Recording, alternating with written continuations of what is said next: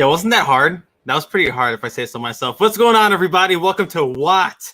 Real Entertainment. My name is Chris Anthony Lopez, and this is another real commentary. This time, it is for Zack Snyder's Justice League. And before we start talking about this movie, and before I introduce this incredible panel I got here talking about this long-ass movie, make sure you go ahead and subscribe to the channel, like the video. If you have any thoughts or questions, if you're watching this live, if you are watching this live, thank you. If you're watching this after the fact, leave a comment. Let us know what you think.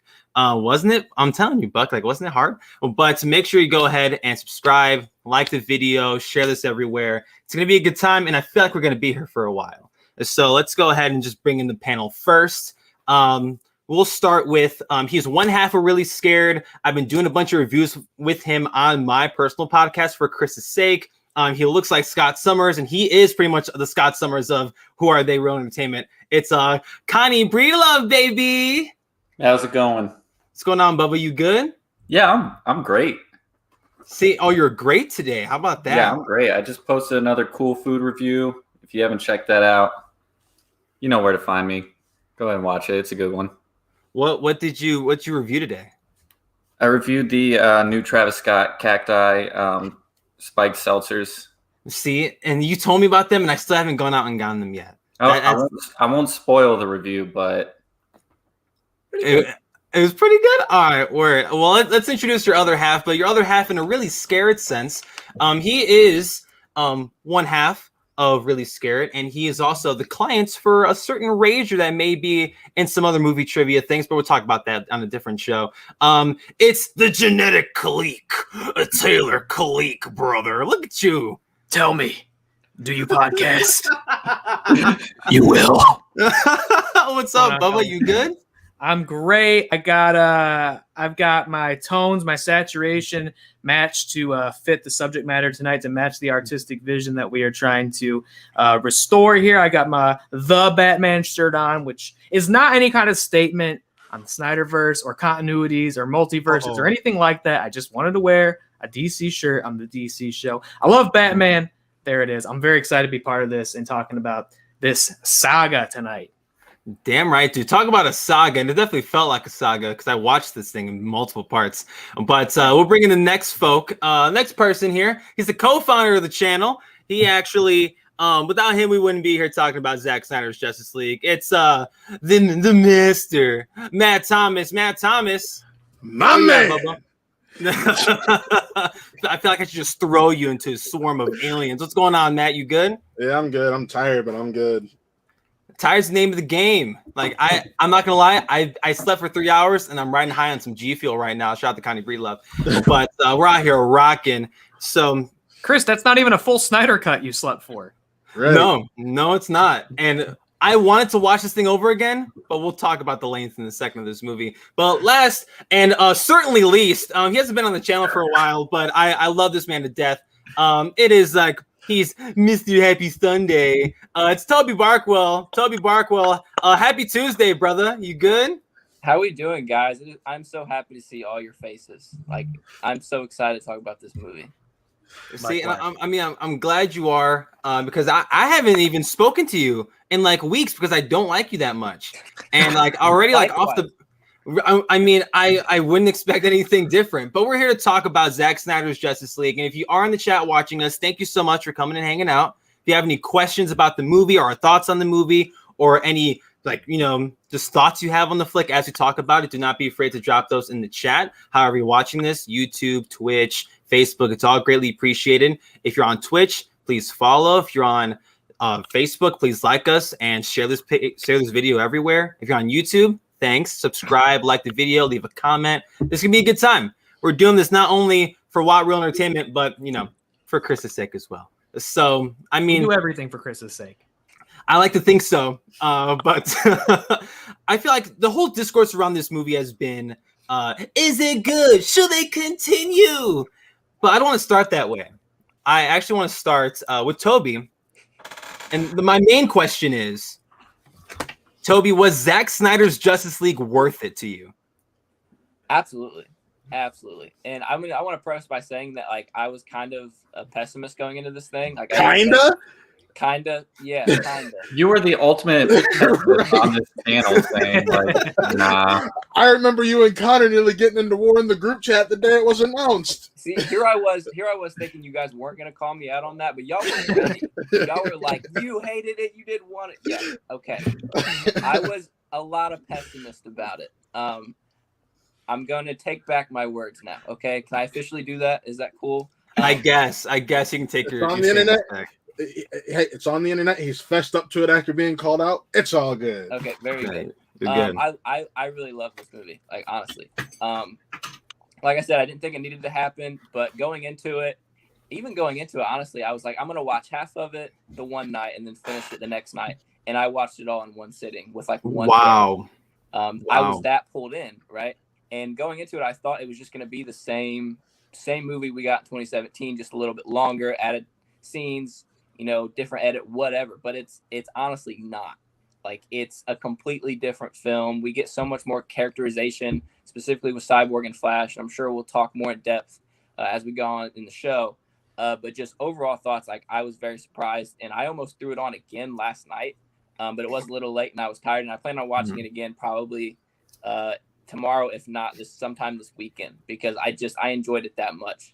And I remember, Chris, I don't know if I saw Justice League with you back in 2017. I think it was me, you, and Chris Atkins. Right? Yeah. Yeah. And I think I remember afterwards, like, all of us were like, I mean, that wasn't bad. Like, we were excited to see, our heroes together on screen for the first time. But honestly, I haven't watched it since. Like, I would never feel compelled to go back and watch the 2017 version. And I don't plan on it now, right? Like, this is my Justice League, and I'm sure most people will agree with that. I'm gonna buy the Blu-ray, even though that's stupid because I have HBO Max. But you always want that pure 4K picture. Let's be honest. Exactly, yeah. I bet you this thing will have some badass special features. It's got to, that right? too. Can you imagine a 4-hour commentary track with Zack Snyder? That'd be gold. And it's just him bitching about WB the whole time. But anyway, my biggest thing, I think with this cut is there was payoff from Batman v Superman, right? That was my biggest complaint about Justice League, is that, like, he set so much up with the Nightmare stuff, right? And we didn't get to see any of that, not even a mention in the 2017 version. And I'm so glad he was able to, I mean, right now at least tease, what he was planning on doing. We probably will never see the end result of any of that, but it was nice to have, like, a little bit of a payoff after what we saw in Batman v Superman in this cut. I'm glad we got to see his final version.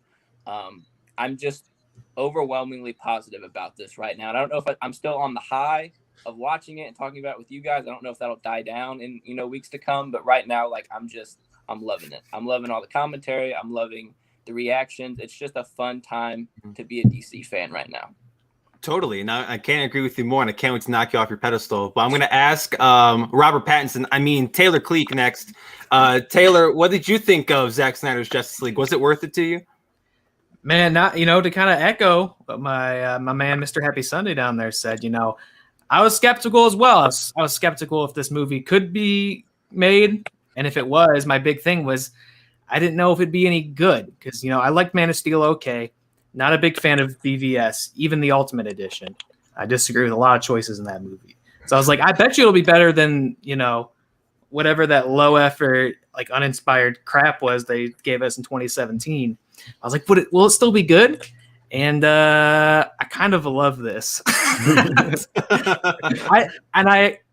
I wouldn't have been surprised if I just liked it, but I'm very surprised that I ended up loving it. We'll obviously get into the nitty-gritty details here. And yes, sir.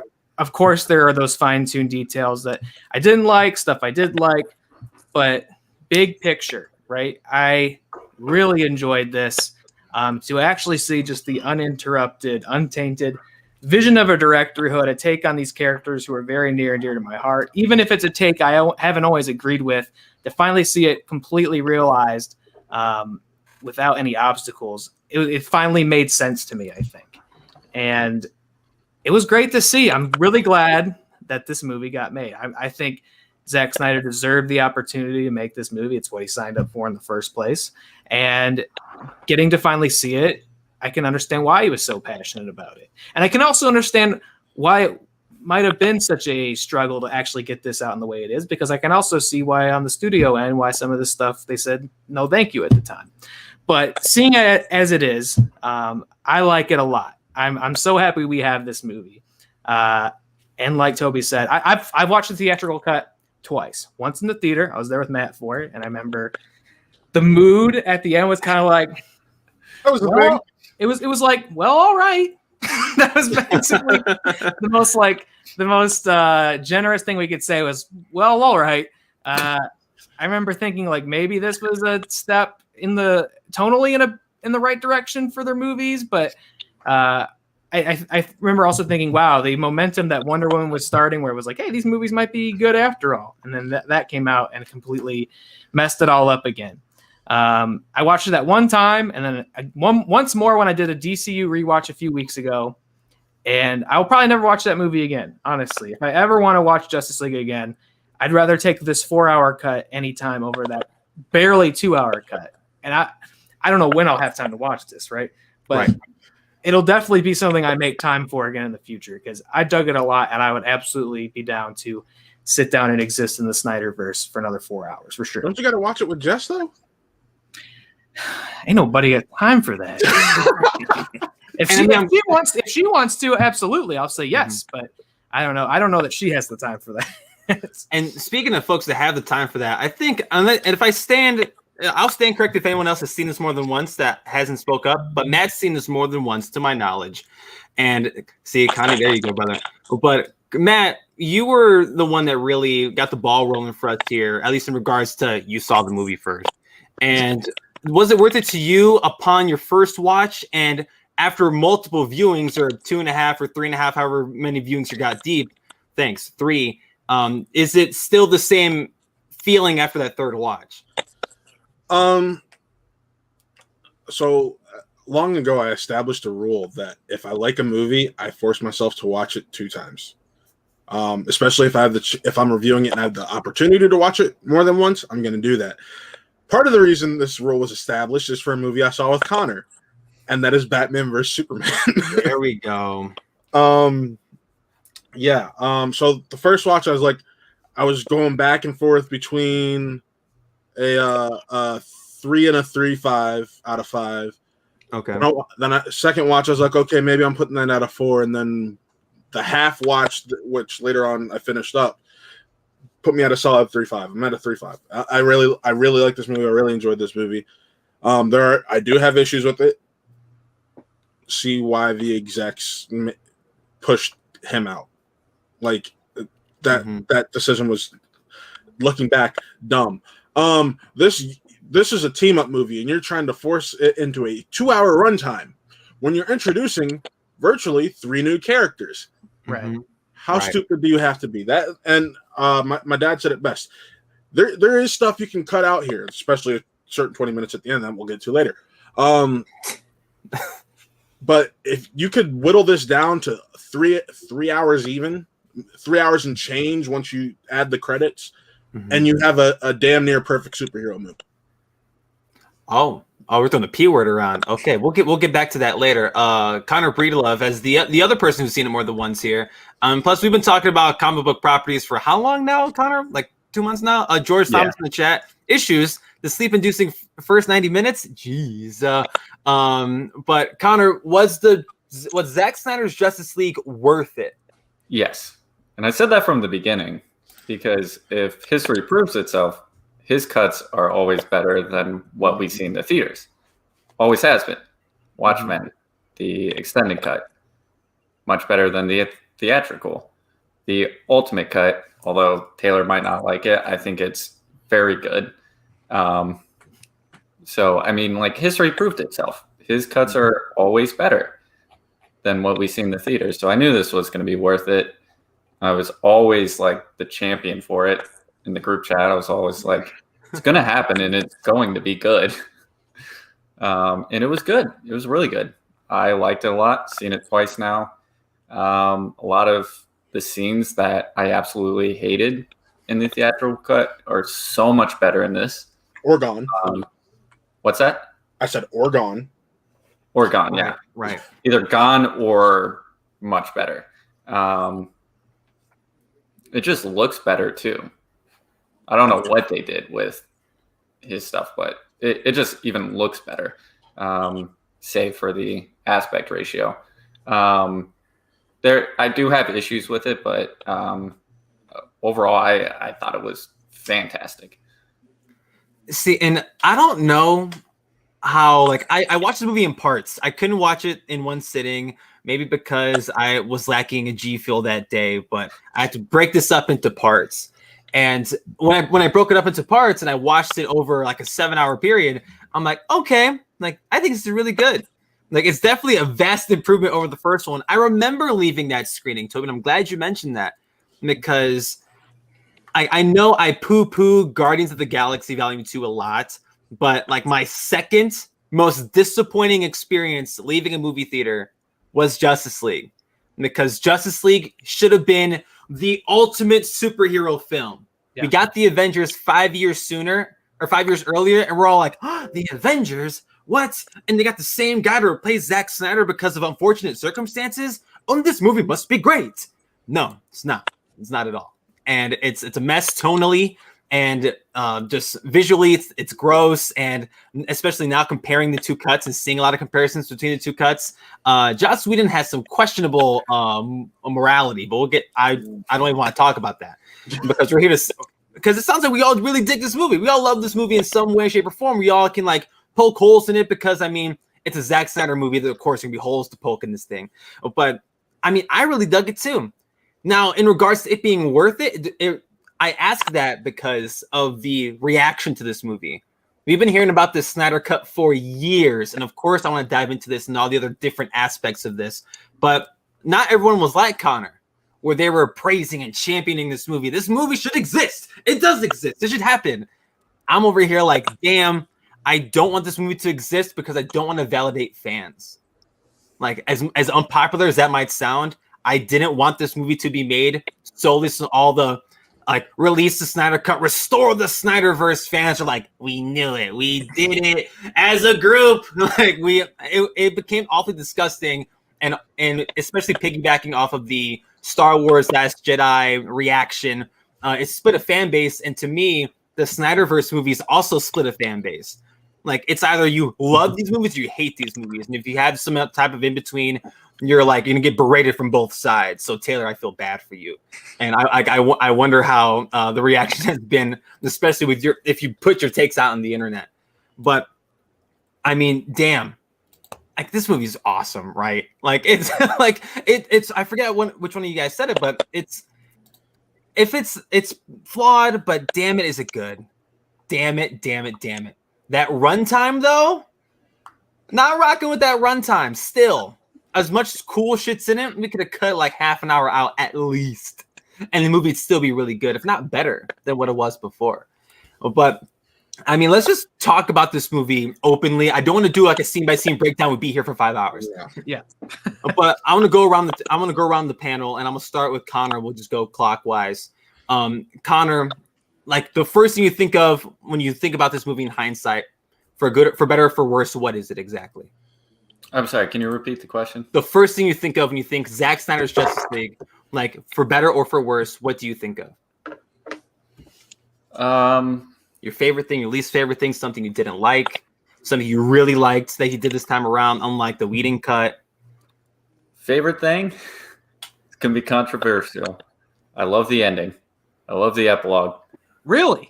Yes. Oh, wow. I absolutely love the epilogue. I know Matt thinks that. It's the worst thing in the movie. I think it's the best thing in the movie. I think it's just so cool. I wish we lived in like a different parallel universe where we could see his next Nightmare sequel. I think that would be so cool. You got Joker telling Batman, like, who's going to give you reach arounds? Hilarious. I loved it. Yeah, I love that Nightmare sequence. But no, I love the action in this. I don't know. I just think it's overall a better movie. But that Nightmare sequence, I love that. do want to start from the back and just move forward or move backward? Because we can talk about that nightmare stuff. I mean, it's been a few days. If you're joining us, you probably have already seen this flick. If you haven't, I mean, go watch it. It's going to take you a while, but go watch this movie. I do recommend watching it and forming your own opinion because it's polarizing. Jess and Chad, what's going on, Jess? Look at all this panel of wonderful men. I love you, Taylor. Oh, how about that? Oh, I love you too. Hey, do I look like Edward Cullen? That's what Zack Snyder's Chris Anthony Lopez says. Let me know, and if you are more attracted to me as a result. I love you too, honey. I mean, I'll answer that question first. Yes, but the nightmare sequence was probably one of the most was the most controversial thing in this, for lack of a better word. And I'm with Taylor. I didn't like it either. It felt tacked on, and I know the epilogue. It was you gotta pay that forward, especially with the whole she's the key, Bruce, from Batman v Superman, but it just kind of felt tacked on at the end. And we saw with the end of the film, what's going on, Shug? Oh, look, it's Taylor Cleek. 100%. Why isn't Shug on this show? I bet he's got a lot of things to say about Zack Snyder's Justice League. Where's Shug at? Shug hasn't watched it. Word. I mean, I wouldn't blame him. But Toby, you also you applauded when Connor brought up the nightmare sequence. What were your thoughts on it? Well, personally, like I mentioned before, there was so much setup in Batman v Superman that we didn't get to see in the 2017 version. Right. And when we talk about Justice League and how DC was trying to, rush this out because Avengers and the Marvel Cinematic Universe was starting to really hit its prime, and people were trying to say, oh, they're just trying to copy the success of the MCU. But when I saw the nightmare scene in Batman v Superman, I was like, oh, that's super different, right? Right. And what they were trying to set up. And there were so many questions what does this mean? What are they setting up? And we got to see some of that in this movie. Now, the placement of it is super weird, just tacked on at the end, like you said. But you start to answer some questions, right? You see the Joker card, why Batman has the Joker card, how he got the Joker card. That's super compelling to me. That whole storyline between him and Joker. We see in the middle of the movie, when they're doing the mother box thing to revive Superman, Cyborg has his vision, and you see another version of Nightmare where Wonder Woman is dead, Aquaman is dead, and Superman's hovering over the world. He's holding Batman's cow. I'm like, oh my God, this is an alternate future that they may or may not have. And that's just so interesting to me. And then especially when you hear what Zach was saying about what his plans were for the next parts of this, Justice League 2, going into all the other solo films, how it was all going to tie together. I don't want to spoil it for anybody who hasn't read it for themselves, but it's just super duper weird and different and just awesome to me. What he was setting up. And I'm glad we got to see, again, some of that. I know we probably won't see the end result and the finality of what he was trying to do, but I'm really glad we got to see at least some of it in this movie. And I know, Matt, you have an issue with how this came to be. He was not supposed to film, but he ended up filming anyway. I'm glad he got his way. If this is his version of the movie, it should be his 100% version of the movie. Everything he wants, he should get. And that's exactly what happened. If WB is going to tell him, hey, you can make your version and we'll release it, and then be like, well, just release what you have. You can't complete it. Just release what you have. See, and that's my problem. I mean, I have an issue with both sides. Don't get me wrong. I think Zack Snyder was out here. He was being a little cocky, but at the same time, Warner Brothers, they fed his cockiness. You know what? Here, we'll give you $70 million. This movie, they had they did not have to let him make this movie. No, they did. Let's also they fucked him over. Yeah, they did. They totally did. They said you can finish your movie and we'll release it. So one, they fucked him over. Two, they told him he could finish it, and then went back on that and said, well, no, because they were just going to release it as his assembly cut that he had on his laptop, which had no finished VFX or anything. And then he was like, well, no, I'm not going to do it. And they said, okay, we'll give you money to finish that and, shoot whatever scenes you needed. And he said, okay. And then they said, well, you can't shoot anything extra now. Well, okay, I'm still going to shoot it. Because and that's what my problem was. They told him he could shoot it and then went back on that. See, and that's my thing though. at the same time, if we want to boil this down, we should not have gotten this movie. Like, this movie was partially made, and they let him go for more than suspicious circumstances. Like why he was let go of the project is awfully messed up and morbid, if I say so myself.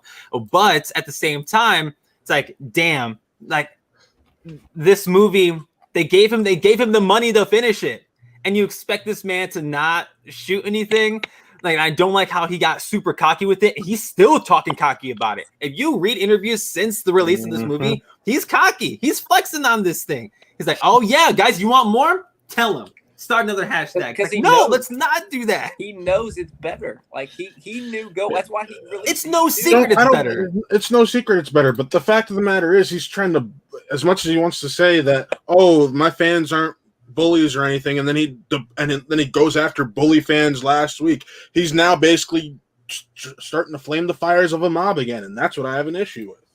The epilogue's entire existence in this movie is to incite the riot and get part 2 to exist. Yes. Like, and like, again, it's why I felt tacked on. That's why I felt out of place, because we saw some nightmare stuff. Toby, you mentioned it. You saw some nightmare stuff earlier in the film with Cyborg and seeing the other outcomes or outcome that could have happened if they brought Superman back, and that was cool because that made sense to me. Seeing the Joker talk about reach around, I don't like that. No, I love it. I see, like, I wasn't rocking with that. He had another stab at doing that laugh, and he kept that geriatric fucking murmur he was doing. Like, not a fan. And this is coming from a guy that liked his Joker in Suicide Squad and thought it was one of the better parts of the movie, of that train wreck. And I don't even want to talk about the Ayer cut. That's a whole different conversation for a different day. We're not getting into that shit. But the nightmare stuff, odds are we'll never see where this pans out. I mean, who knows? I never thought this movie would happen, and here we are talking about it. Yeah. So who the hell knows? But Taylor, going to you for a second, as Jess puts up in the chat. First article I see when I look up Justice League on Google is, you have to respect Zack Snyder's Justice League. Do you have to respect it, though? You have to respect anything. That's totally up to you. You got to respect the man's hustle. Yeah. Oh, I respect the hustle, like, but damn it, there's so much gross stuff on both sides. Sure. But hi, real commentary. Taylor Cleek, what's one standout thing to you, for better or for worse, from Zack Snyder's Justice League?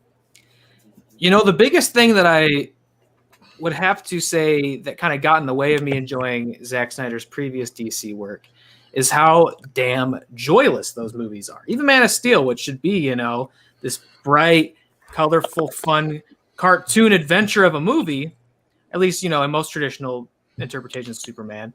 And then BVS, which is just like this brooding, freaking miserable meditation on like superheroes as gods and things like that, which plays well for some people. Even taking a second pass at it and kind of getting what he was going for, I was like, I just don't really have a great time watching this. I think he nails it. He finds a tone somewhere in the middle in this one. It is not quite the Whedon theatrical cut, which is like just ramped up to 11. It's shot like a freaking sitcom. Every single scene is paced so it can get to the next groan-worthy one-line joke that doesn't hit. It's awful. This, it's how I always thought it should be. I don't think there's anything wrong with doing dark comic book stories or grounded comic book stories, but you just got to find the characters and the story where it's appropriate. Doing it one size fits all, to me, it's just overbearing and miserable. That was BVS for me. I was like, there's just not a smile to be found in this movie. This does have those heavy moments. It does get dramatic. It does get serious. But when the time comes for it, it's a fun movie. It is fun to watch. Mm-hmm. And it's naturally funny. Yeah, and there was stuff in the theatrical cut that I thought for sure it was a little more lighthearted. I thought for sure, well, that's a Whedon thing. Then it's still in this. And I'm like, man, like Shawn Michaels style, Zack Snyder found his smile in this movie, man. He found the tone. When it needs to be heavy, it is. But when it should be a little more fun, if it's a flash scene, right? It is. Like, and everybody has something to do in this movie, especially in the finale, but all throughout the movie. And you couldn't have done it in a 2-hour movie. I mean, the big thing is I think this movie does reinforce why it would have made more sense. And I don't know if this is a Snyder thing.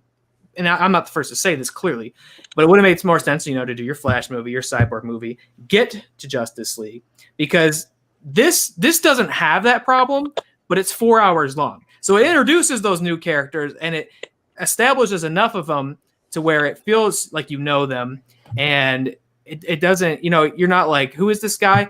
It works. The pacing works, but it makes a 4-hour movie. So it's like brilliant scenes like seeing Barry meet Iris for the first time, which got cut out. It's a shame it got cut out, but I get why, because in the grand scheme of things, it's taking away from the main Justice League plot. All the stuff with Cyborg, probably the best stuff in the movie, potentially. Yeah. But I get why it might have got cut out, because it's a huge detour from the Steppenwolf stuff. That's all stuff that ideally would happen in the Cyborg movie, in the Flash movie. So when you get to Justice League, boom, they show up. Let's do our team up movie. But those scenes are so damn brilliant. I'm glad that we did get to see them, because I still don't know if we're seeing the Flash movie. We're definitely not, it seems, going to see the Cyborg movie, at least not a Ray Fisher movie, which I think is a shame, because he's probably Andy Muschietti is shooting now. I believe it when I see it. A lot of people, I just saw today, Michael Keaton's like, I'm not sure if I'm in that movie. So I'll believe it when I see it. The Flash movie's been just cursed for years. We should have already seen it like 3 times over. Yeah. Anyway, one of the thing that just struck me from this film that I really enjoyed that wasn't the others is just a really solid tone and pacing that I think was absent in the other Snyder movies. This was very enjoyable to watch on all fronts. It's just a blast. I love it. I love this movie. See, tonally, that was the first thing that caught my eye. And Toby, you mentioned it when we started this conversation. Like, it just felt like a continuation of Batman v Superman. It's ironic, though, because I see people on Twitter, like, revisiting Batman versus Superman and being like, wow, this is actually a good movie. I see what he was going for now that I've seen his Justice League. Like, you mean like our own Tom Zwartnick? Like Tom, yeah, Tom loves this movie. Oh, yeah. But yeah, people are like, I see what he was going for now that I've seen his Justice League. And he even said from the beginning, even with Man of Steel, like, just stick with me. You'll see where this is all going. And he said that again when his BBS came out. He said, stick with me. You'll see where it's going. And now people are like, oh, that movie's actually good. Like, it's always been good. It's always been good. And the tone is what like reconnects like Justice League to Batman Supes and Man of Steel. Just in the chat, I've not seen either films. I still haven't accepted Ben playing Batman. Am I missing out? Ben Affleck is my Batman. Ben Affleck is Ben Affleck is he's pretty damn cool. That we've seen so far. Haven't seen. He is the most comic accurate Batman without even trying. I'm still a Christian Bale guy, but I love Ben Affleck as Batman. You're definitely missing out. I mean, I'm gonna be that guy and say Kevin Conroy's my Batman, but in live action, it's Ben Affleck's pretty damn cool. But tonally, right? Like I think Toby, you had mentioned this at the jump. Like Justice League, the one we got in theaters like 4 years ago, it just felt off. Like something about it just felt weird, and you can tell that it was like a Frankenstein of two guys' creations and egos really fighting each other for the sake of the biggest superhero team in the history of ever, right? So when we started this movie and it just felt good and it kicked off directly after the events of Bats v Soups. That's how the movie started. And I'm over here like, oh, word. Like, forget the egregious slow motion. I'm still like, damn, like this movie just piggybacks off of Batman v Superman. And I totally get why. Like, I really dig this. And go ahead. All the stuff they cut out, like, explains everything that didn't make any sense in the theatrical part. And the same thing happened with BVS. The Ultimate Cut. Everything that was important to like understand stuff was cut out. And I was just like, why would you do that? And stuff was shifted around too. It wasn't even just taking scenes out. Scenes were before others and move in different places from the original. It was recolored, like like how it's the movie looks like now. What the two of you look like, Taylor and Connor. And what the movie we got is how Toby and I look like right now. Like that's the one we got 4 years ago. So like that, and that was my biggest thing, or one of my biggest things. And Taylor, I'm so glad you brought it up. How they redid Cyborg and Flash, and even to a degree Aquaman before we even got him in his own solo flick. We spent more time with these characters, especially Cyborg and Flash. And I know we'll get to them and talk about them. But damn, the tone of this movie just makes sense and it feels good and it feels right, especially from when we got off of Man of Steel and Bats v Soups.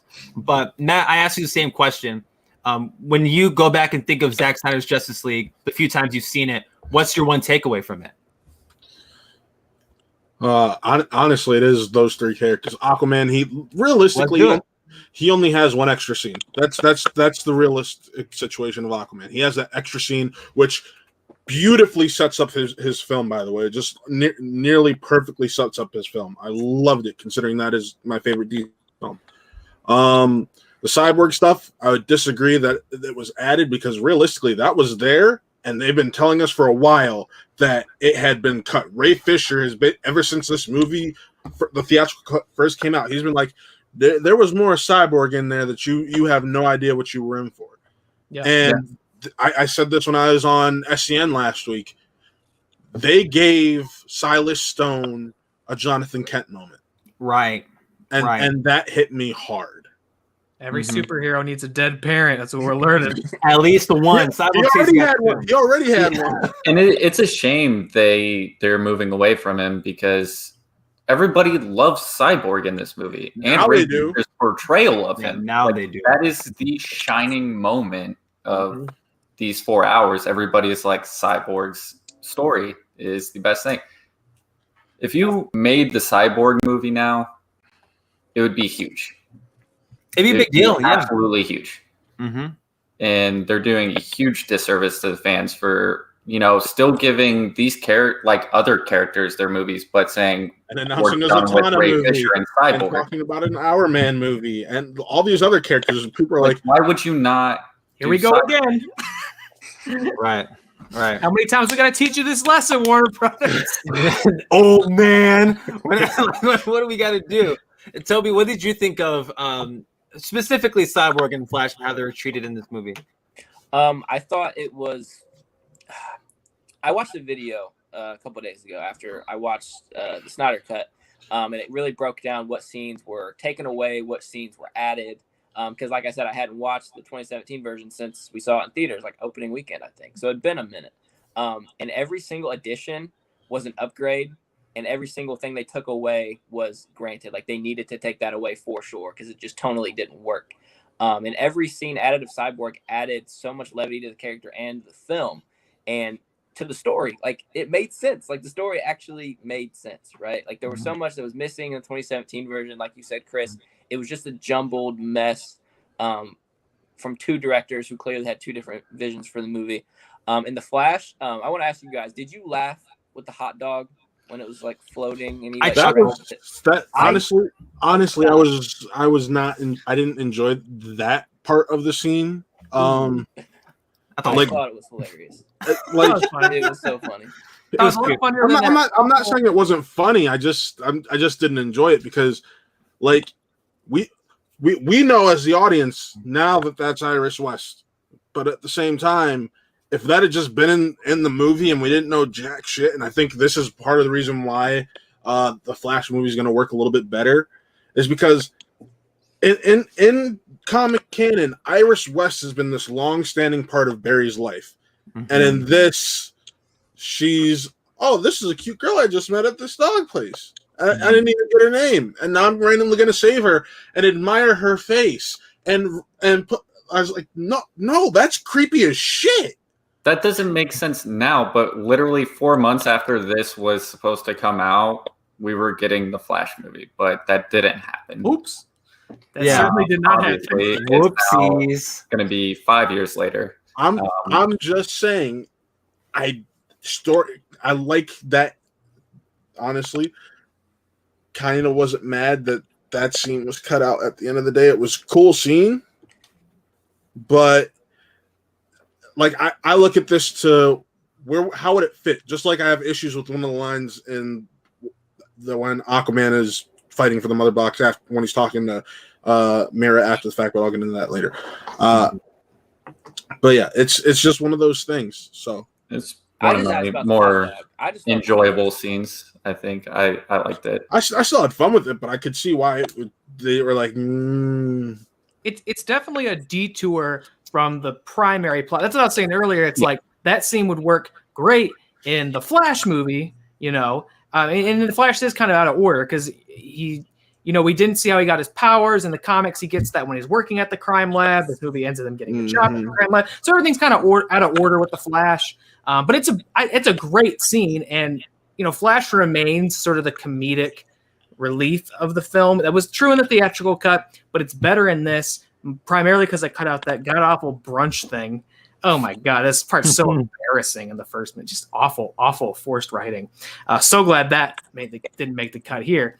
But he's still great. I like that scene a lot. I think it's one of my favorite scenes of the movie. But yeah, it is a detour from sort of the main, the movie slows down to bring that in. So I can see from a studio perspective why you go like, we just don't have time to do this 15-minute scene here.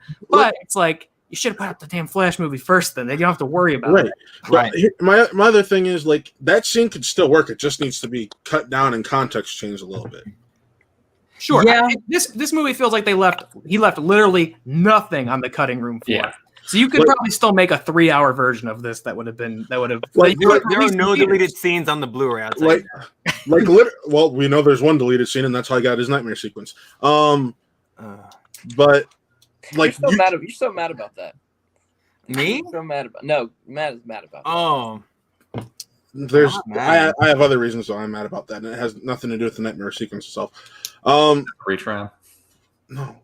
Jesus. I just said it has nothing to do with the nightmare sequence itself. No. But like that scene could be recut to just, you didn't have to have Iris in the pet shop. He could just be arriving for his interview. You didn't even have to notice her.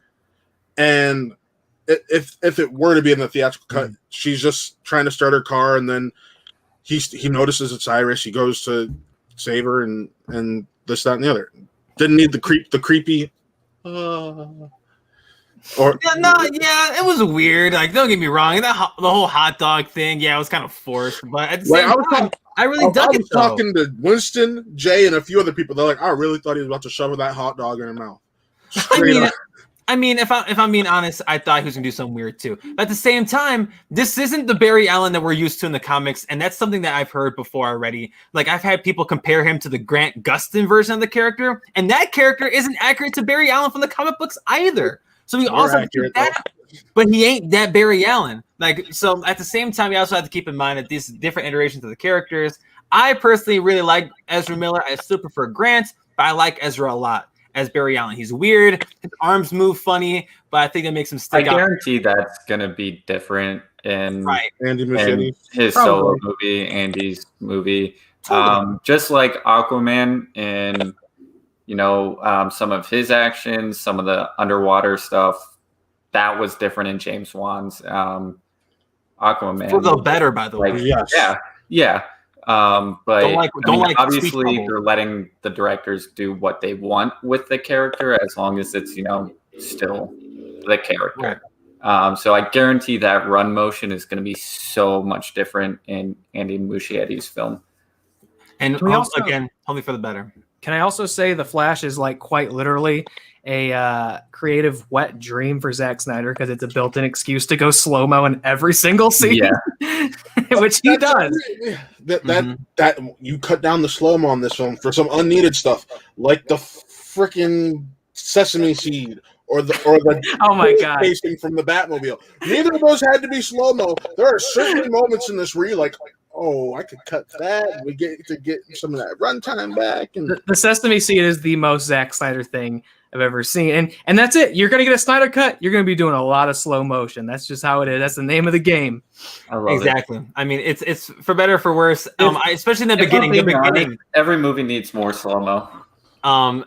No, Toby, I want to ask you the same question. I know we talked about a lot of the bigger parts of this, but if you want to repeat something, by all means. But when you look back at this movie, what's something you take away from it? Something we haven't talked about yet: Steppenwolf. What an upgrade this Steppenwolf was over the other. It's kind of cute. Cute and cuddly. He's such a dork. It's like a porcupine. When he got sad when what's his face? Yeah. What, Assad? Yeah. When he was basically shitting on him, like, you still owe 16,000 worlds. worlds. You He got so sad, and I was like, "Oh, I just want to hug him." What He a looks so dick. sad. With the moving spikes all over his body. It's like a porcupine. But Toby, what would you like about Steppenwolf this time around? I mean, literally everything was an upgrade over the 2017 version. His armor, the way he looked, his design was better. The characterization of him, like he wasn't some cookie cutter. Keep in mind that was the original design, and we saw that. We've seen it, and then Joss Whedon changed it, and it looked like garbage. Yeah, but his characterization, like he had a backstory, he had a reason why he wanted the mud boxes, not just because he was obsessed with them for whatever reason. Again, just this is gonna be a recurring theme here. The movie made sense. Like the villain had a goal. We knew why he had this goal. Bringing Darkseid back into the fold. We saw him way more than I thought we were gonna see of him personally. Oh yeah. But yeah, the scene on Miniskira was so much better. It's just the action was better, and because you understood what he was doing, it gave more weight to the scene, and just all around the editing was better. You saw blood whenever he would kill, one of the Amazonians, like blood would splatter, like just all over the place. Like just he looked more of a menace, like scarier, right? Because in the 2017 version, he looks like a person, like a person with like a crown on his head, and you see it and it immediately takes you out of the movie and out of the scene completely. His opening scene in the 2017 version is supposed to be this grandiose thing. You're introducing the villain of the movie, but instead you're laughing because he looks so silly. But in this case, like the way his armor moved when he gets shot with the arrows and he breaks them off, like just badass. Like I love what they did with, or not what they did with him, what they had already did with him. And I'm glad we got to see what he was really supposed to be, because now he is a great villain. Like before he was just this throwaway, just boring, just dumb villain. But now he actually was scary, and you could see why, the Justice League was, scared of him, and, it was like, we need Superman back to defeat this guy. You couldn't say that in the 2017 version. Right. They mollywopped his ass without Superman, and then Superman showed up and it was overkill. But I'll say this in regards to Steppenwolf. Like, yes, he was better in every single aspect of the character, visually, verbally, dialogue, context. Everything was better for Steppenwolf this time around. And dare I say it, and I hate comparing apples to oranges, because the MCU has been killing it since 2008. They've been on fire. But if you were to stack up Steppenwolf against some of the MCU villains, he's significantly better than them. And like, I'm not saying he's Thanos or Loki or anything like that, but he's better than Malekith or freaking the Dominator from Ego. or Ego, or any, like, he's better than a majority of the MCU villains, and that's saying something. Like, I would say the greatest one-to-one comparison MCU villains you could make is Ronan the Accuser, and I think he's better than that. Yeah, word. That's a great point. Yeah, and the stuff with Steppenwolf it sticks out like a sore thumb, and the stuff on Themyscira. Oh my god, they use the Amazons better in this movie for sure. Like we spent more time with them, and the desperation. Like, to me, out of the Mother Box storyline, which remained the same from the original cut of the film. Like, it's at the end of the day, when you boil this thing down, the spine of this movie is we got to stop Steppenwolf from getting the Mother Boxes. That's the plot. And it's just how we get there is different from both POVs. But in Themyscira, you saw the desperation, the gravity of the situation. Like, yo, we cannot let Steppenwolf get this mother box, because hell's gonna all break loose. And we saw what hell looked like, and it wasn't that good. But and that was one of my nitpicks of this movie. Like, Atlantis didn't give a shit about the mother box. Our heroes didn't give a shit about that mother boxes, because freaking Steppenwolf was like, yes, Superman's back, but I'm gonna take this, and we're all good. And the stuff on Themyscira was like, it was action packed. It was some of the best action we saw in the whole movie. And talk about some Amazons, some faceless, nameless Amazons, and I'm out here giving a shit about them. Like, my God. And Steppenwolf looked like a badass. He looked like Thor when he popped up in Wakanda in Infinity War. And I'm like, he was like straight up bum rushing horses.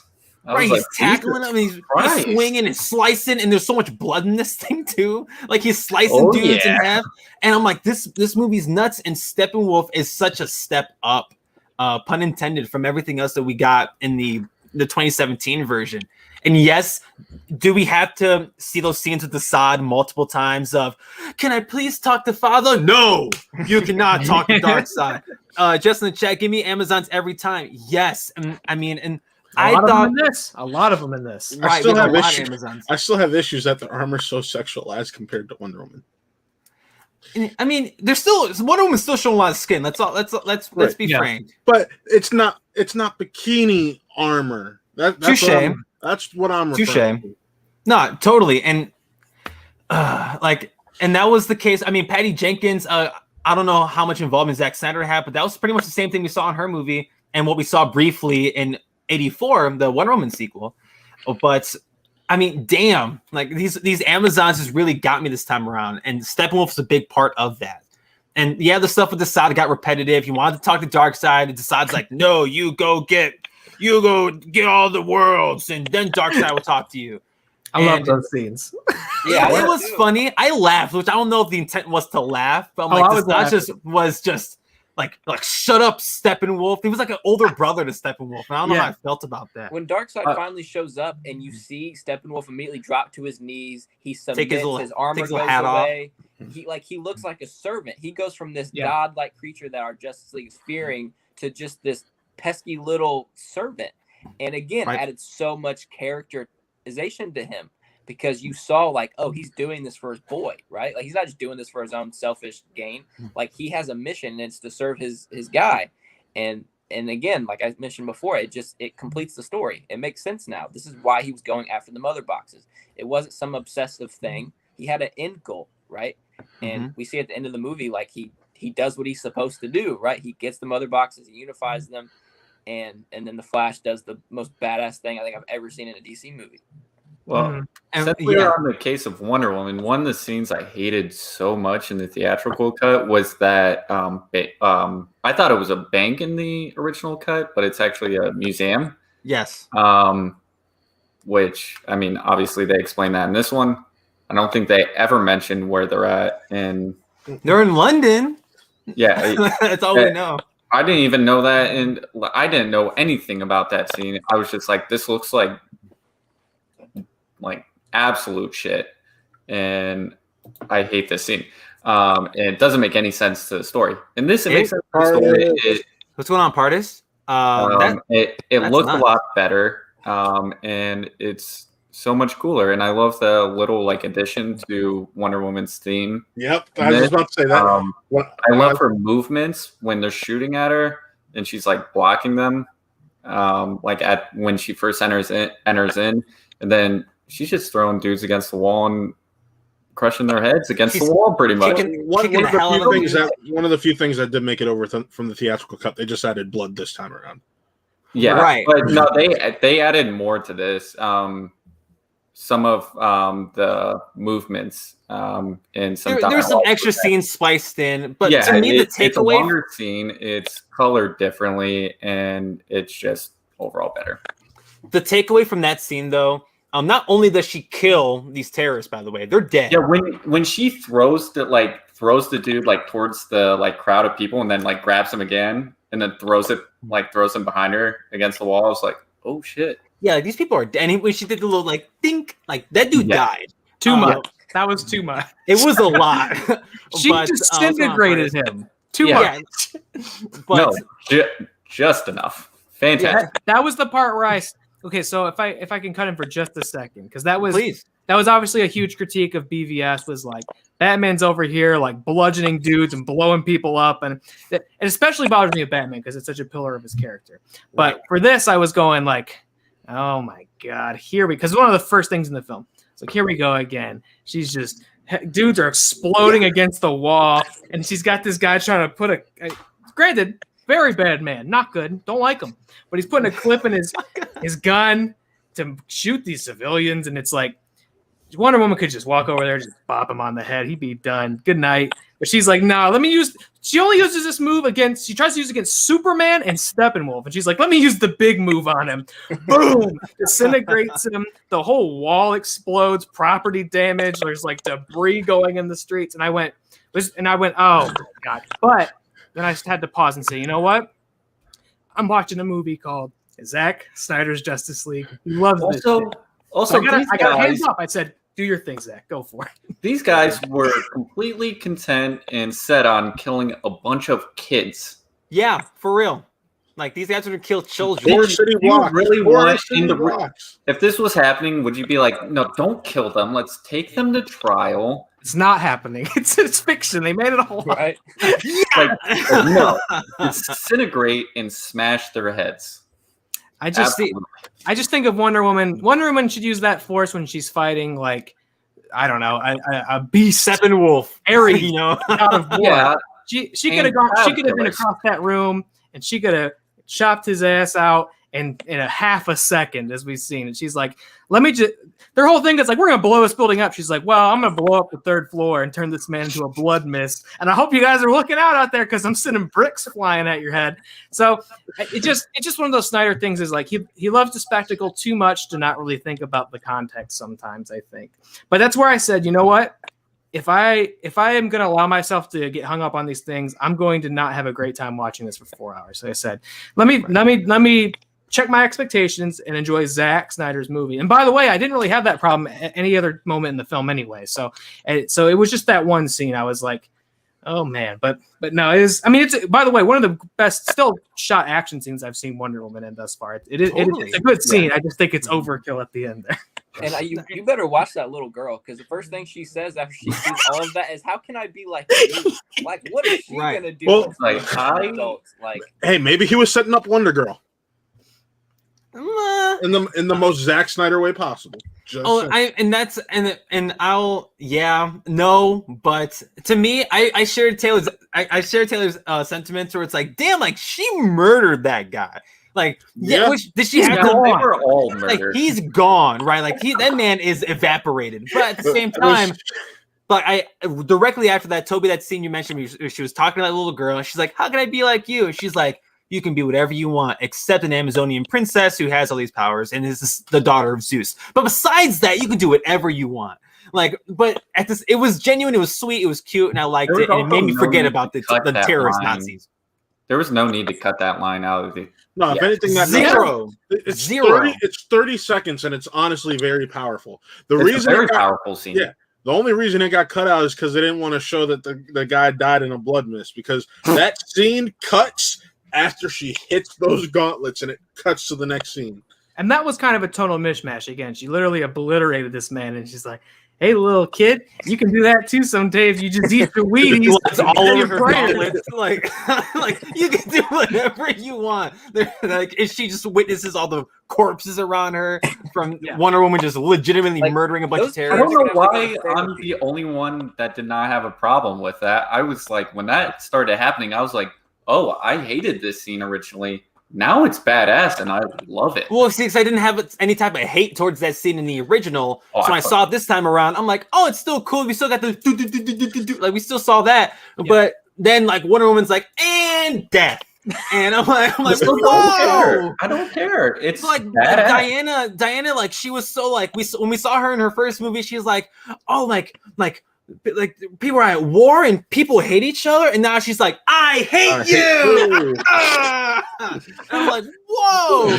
But it's immediately forgiven, and to me, and so we can complete this cycle. The one thing, like, if I had to mention one thing that hasn't been repeated, it's how they treated the Trinity, the DC Trinity, and Batman, Superman, and Wonder Woman. Like, they're all significantly better this time around. And I want to spotlight Batman and Superman for a minute. Batman's whole motive is entirely different than what it was in the original film. And this is something that had to be, like, I had to think about this after the fact. Like, I'm over here sitting down and I'm watching this movie. The interactions between Bruce and Alfred are better, and they feel right and they make sense. Yeah. And going back to the points about tone, like when we have those discussions and Alfred's like, I'll go find more cups of tea for your friends. And I like that stuff. Like, Jeremy Irons is the best Alfred. I'll go as far as saying that. Like, to me, when I think of Alfred, I think of a guy like Jeremy Irons from this point forward, because it feels right within the Batman that was established. And damn, it just feels so natural. Like, it wasn't like the freaking Alfred that we got and the Batman that we got in the original Justice League was alcoholic, out of shape Ben Affleck, and you could tell that something was wrong.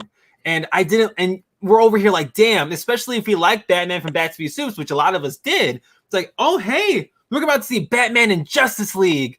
And yes, they're doing aliens and Batman sticks out like a sore thumb.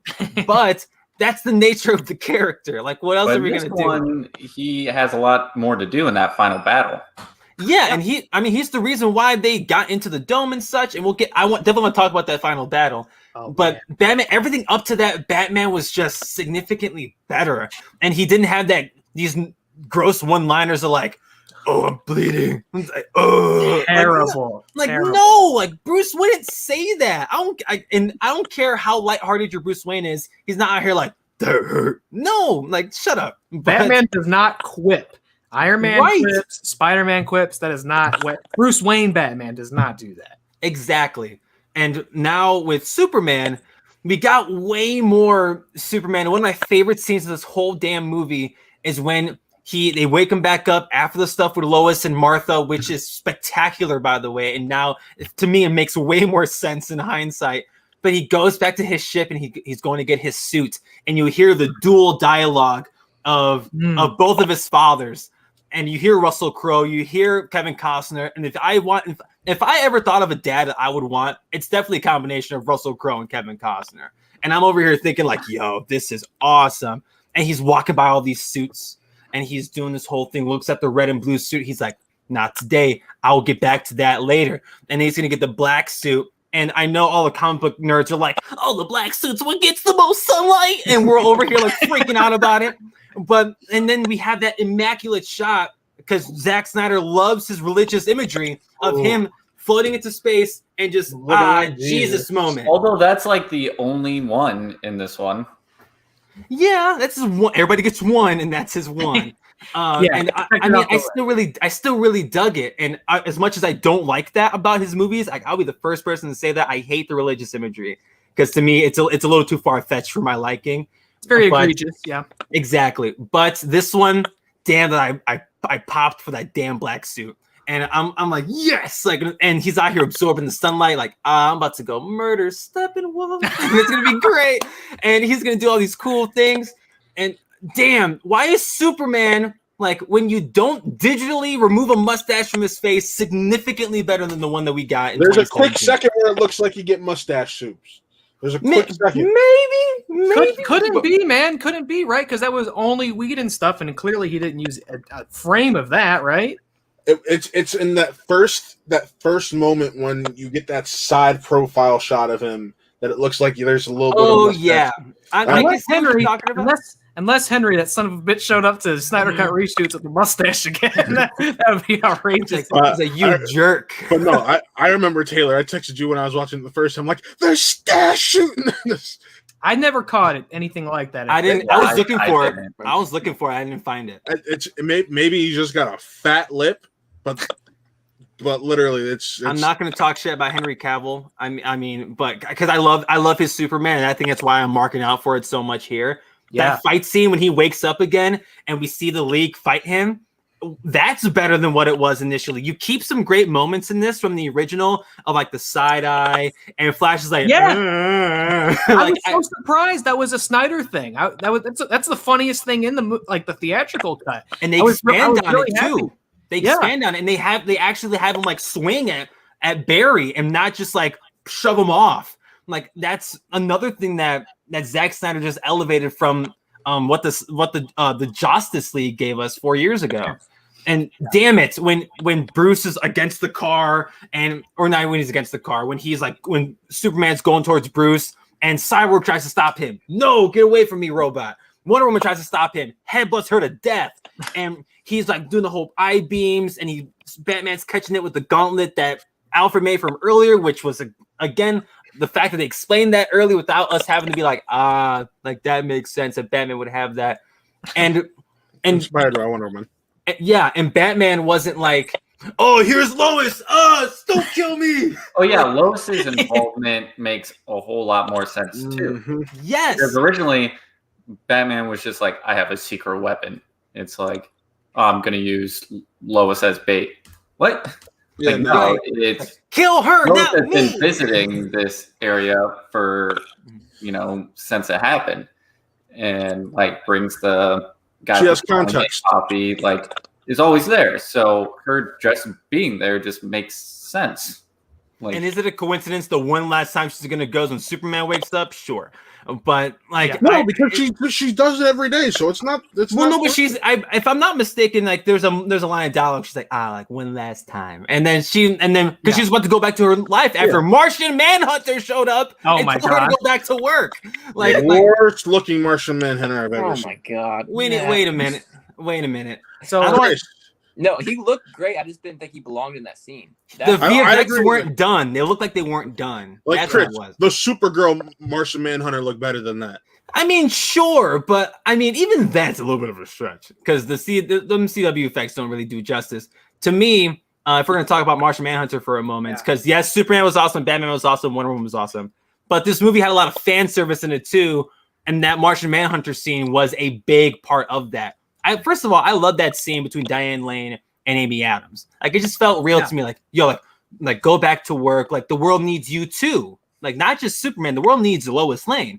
All right, great. And she's like, all right, bet. And she leaves, and she's like, red eyes, Martian Manhunter. I'm like, what the hell? Like, I wish there's a camera on me so I could show you guys how I reacted. I went back and I played it back again because I didn't believe it. Like I'm like, wait, what? And it's Martian Manhunter. He's like 8 foot tall. He's like, yes, I am the Martian Manhunter. And I'm like, what the fuck? Like, what is going on here? Like, and we saw him twice. We saw Martian Manhunter twice, but boy, did my man make such a presence on screen. Whether we liked his design or not, I totally understand why he wouldn't like the design. I just thought the VFX didn't look too done on Martian Manhunter. Well, no, because those were reshot. Yeah, like, and I gave him a pass. But damn it, Martian Manhunter was so cool, and and that especially that last scene, like the end credit scene, that was 100% a reshoot because Ben Affleck looked like a whole different man. He looked lean. He did. But like Good Will Hunting, right? But I mean, did you guys? I mean, I'm assuming you all popped off for Martian Manhunter when we saw him in that scene. I mean, it was cool, but he just didn't belong. He didn't belong in that scene. I feel like it takes away from the levity of Toby. Lois and Ma Kent having that moment together. Mm-hmm. Right? If you take Ma Kent out of that scene, it's just Martian Manhunter. It doesn't feel as like an emotional situation that they were just in. Like they just had a moment, like a bonding moment between a mother-in-law and a daughter-in-law, but instead it's just to have the pop of, oh, it's Martian Manhunter. He's in here now. Look, guys, like it just didn't work for me. If you bring him in that end credit scene, it works the same, I think. Like, there he is. Cool. And I'm dying on this hill. Look at the difference. Look at that. One looks like I'm still with the Snyder cut version. Man, I'm not. I don't know about dying on the hill. I don't love either of those. Like I'm not dying on the hill for that. Again, I'm sure if we got a second Justice League, the Martian Manhunter scene with Lois was going to make more sense. I'm sure that was going to be expanded upon because we know Lois is going to have a bigger part going. Like if this went forward, she would be like the main catalyst of the plot. Sure. Like she is the whole reason that the Nightmare movie was going to happen. So I'm sure that was going to be expanded upon because even at the end, Martian Manhunter is telling Batman like pretty much what's going to happen. He's like the anti-life equation. He knows what's going on, so I'm sure that's why he was visiting Lois to tell her that she needs to like keep going. Well, and Connor, I'm glad you mentioned the anti-life equation. There aren't too many things I didn't like about this movie, and you would think, and we're all fans of Justice League. We all watched the animated series, and we all loved it so much. So we're all familiar, or if you read the books, we're all familiar with the anti-life equation and what it does and how it ties back in the dark side. But boy, it was just dropped in one line of dialogue, like, I found the anti-life equation. Wait, what? What'd you do now? Like that's an extra incentive for Darkseid to come to Earth. And I just felt like it was like another thing that was tagged into the movie that didn't need to be. Like we didn't need to know that when we found out. His initial vision, of course, some things were added on because he was like, I'm never going to be able to get another chance to do this, so I'm just going For to now, put it on. But some of those scenes were initially in the script. So the anti-life equation was originally in the script, but was going to be expanded upon in the next one and the third one. Like, these things were going to be expanded upon. So they might, like, since we know this is it definitely seems tacked on. But and for folks that second one, we would know like this isn't tacked on. And like obviously we're fans of these characters and we know what that is, but to the general public, like if any of our homies who don't read comic books or didn't watch the Justice League animated series or whatever, they just heard of the anti-life equation, to be like, what's that? Well, like, again, if they knew a second one was coming out, they'd be like, oh, what I need to know what this anti-life equation is, and I'm getting a whole movie about it. Like, cool. And maybe that's my problem like with a TV show. that type of. Maybe that's my problem with the sequel anyway. Like, what is the Dharma Initiative? I have to watch the next episode to find out. What's the Hatch? I have to watch the next episode to find out. It's exactly like a TV show, but it's just on the big screen. Like, what is the anti-life equation? I'm gonna have to see part 2 to find out. Yes, it seems a little out of place now because we're not going to get any expansion on that. And that's my thing. Like, we're not, at least presumably, we're not going to get any expansion on this. I want to ask you guys as well. I'm not saying let's talk about restoring the Snyderverse, but did this feel like it was giving you just like a need of wanting more, fully knowing that you're not going to get any? Yes. Like, up until the nightmare scene, yes. The nightmare scene. No, even the nightmare scene. Now I definitely want part 2. And that's you. I was just answering on my behalf. I felt like we'll go back to the old ways and all that was enough for me. Like, I'm like, all right, cool. The nightmare scene just completely took any desire for that away from me. That's just me personally. If you took the nightmare sequence off, I'd be like, okay, this is a fitting end. Add that nightmare sequence on, I'm like, I want part 2. And that's what Zack Snyder wants us to say and feel. Yeah, and I know we're not going to get it, and I'm perfectly fine with that. Well, you'll get it in comic form, most likely. Right. I'm not even so sure that it's defend. I mean, look, a year ago when we were first starting to do these shows, I was definitely of the camp of like Snyder Cut doesn't exist, can't exist, won't exist. I was here we are. The opposite of you. I was like, the Snyder Cut definitely exists, and we're going to get it. Now I'm like, we're not going to get it. I think if we don't get it. I think the big question is how much does Zack Snyder even want it? Like, does him completing this, is that enough catharsis? He says he's done, but everything else he's doing is contradicting that. Saying. He says he's done, but he definitely shot this in a way to suggest that he's not. Like, if he went into this knowing like I'm definitely done after this. I think stuff like the Martian Manhunter scenes, like the epilogue, like those little blips we get of Superman holding Lois's corpse and stuff, you can get rid of those, and the movie's largely unchanged. I think he leaves that stuff in there just as like a little. Well, we'll see if people really want this. We'll see what happens. We'll see if people like it enough to ask for more. I think he knows what he's doing. By the way, the Superman holding Lois's corpse, beautifully repurposed Man of Steel footage. I noticed that right off the bat because of how much younger Cavill looked, and I had watched it literally the day before watching Snyder Cut. And it was awfully morbid watching him hold his skeleton. It was literally reused footage from after he broke Zod's neck. Wow, really? Oh, shit. Clever Zach in the booth. Yeah, look at Zach. Toby, what are your 2 cents on Zack Snyder fully knowing what he's capable of doing and giving us, and I don't want to use the terminology, but he's leaving us wanting more with us knowing that we're not going to get any. I tweeted right after I saw it. I said, "Give me a 4-hour part 2, please." Like that. Like honestly, that's how I was feeling then, and that's how I'm feeling now. I mean, I sound like a broken record, but I just think the nightmare stuff is just so unique and different. I just want to see it conclude how it should be concluded. Will we ever see it? No. I mean, studio executives have already come out and said they're done. We're moving on to bigger and better things, whatever. And so we're never going to see it. And that's a shame, honestly. Like, we've set up these characters. We have a better understanding of what the story is going to be.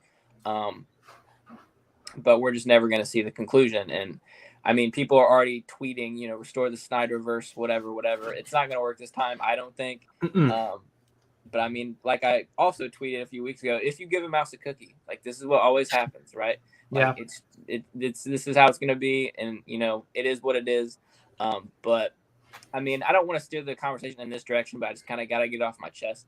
I feel like this is the first time that we've really seen what happens when studios get their sausage fingers into the mix and mess up a vision of a director, right? Like the 2017 version and this version are polar opposites of each other in tone and feel, in the way it looks, literally the color scheme, everything. I would say yes and no to that, because I do agree with you, but at the same time, part of them getting their fingers in there and everything and messing with stuff was, oh, we don't want to lose out on these bonus checks. We're not pushing back this movie. It's coming out in November, so we're going to replace you. I mean, I get it. Money, suits. I could get it. But, like, Snyder is a director. He's a storyteller.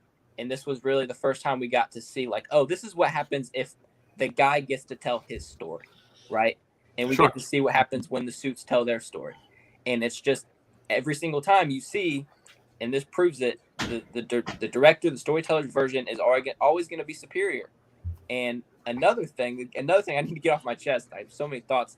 Don't even really pertain to the movie necessarily. Can I throw something in real quick pertaining to what you just said? I think this is the first time we saw actors of a movie that was like in a movie that was notoriously messed with.